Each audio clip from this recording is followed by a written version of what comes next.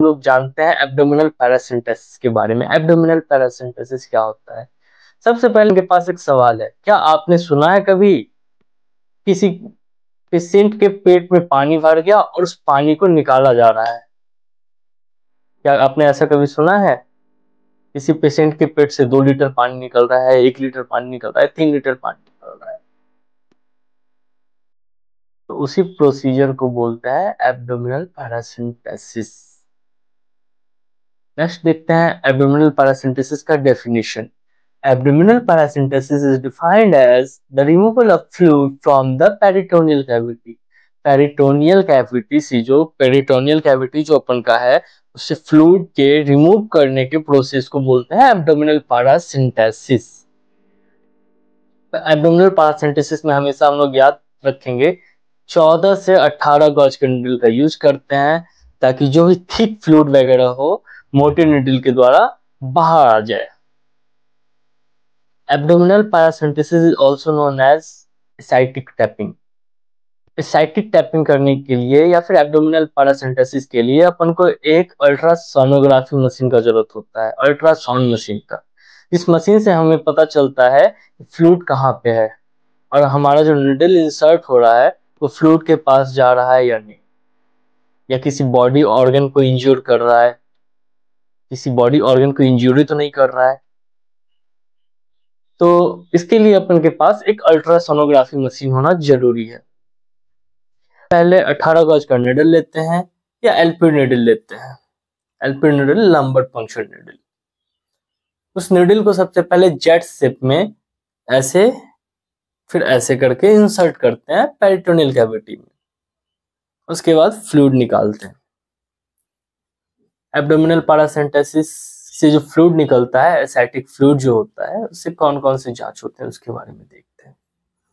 सबसे पहला है अपन का specific gravity, cell count test, bacterial count test, protein concentration, culture and acid test strain.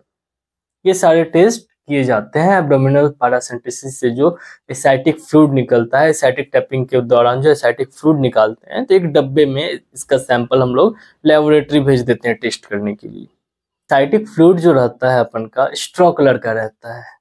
अगर कलर में थोड़ा सा भी चेंजेज रहता है तो समझते हैं कुछ न कुछ इन्फेक्शन है। जब प्रोटीन की मात्रा 3 ग्राम पर 100 ml से कम पाया जाता है तो समझते हैं कि उस पेशेंट को लीवर का डिजीज है, सजेस्ट करते हैं लीवर की जांच के लिए।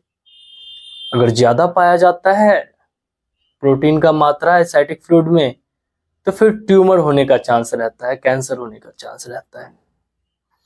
जानते हैं एसाइटिक टैपिंग से पहले कौन सा प्री मेडिकेशन में कौन सा मेडिसिन देते हैं।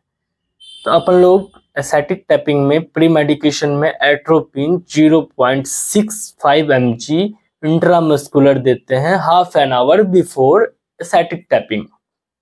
जब पेशेंट को हम लोग भेजते हैं एसाइटिक टैपिंग में या फिर उसका एसाइटिक टैपिंग डन करते हैं तो उससे आधा घंटा पहले हम लोग एट्रोपिन हाफ एन आवर पहले देते हैं। और पेशेंट को फॉरवर्ड पोजीशन में हम लोग रखते हैं, सुपाइन पोजीशन में नहीं रखते हैं। हम लोग क्या करेंगे, हम लोग पेशेंट को हमेशा फॉरवर्ड पोजीशन में रखेंगे, बैक रेस्ट देंगे।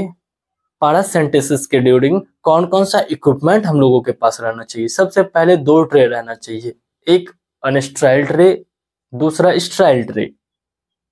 अनस्ट्राइल ट्रे के अंदर क्या क्या रहना चाहिए देखते हैं।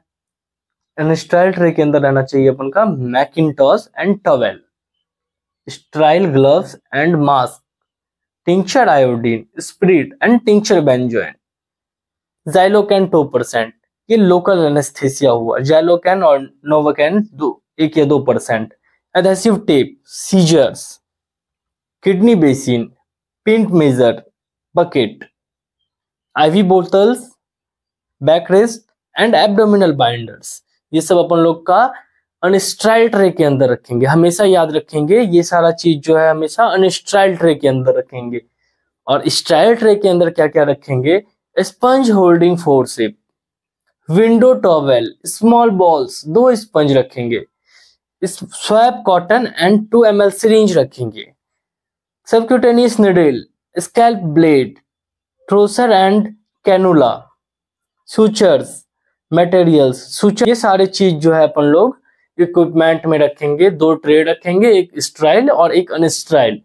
आपको ये वीडियो अच्छा लगा होगा। अगर वीडियो पसंद आया तो अगर आप फेसबुक पे देख रहे हैं तो फॉलो करते जाएं, यूट्यूब पे देख रहे हैं तो चैनल को सब्सक्राइब करते जाएं और ज्यादा से ज्यादा शेयर करें ताकि लोगों तक जानकारियां पहुंच सके।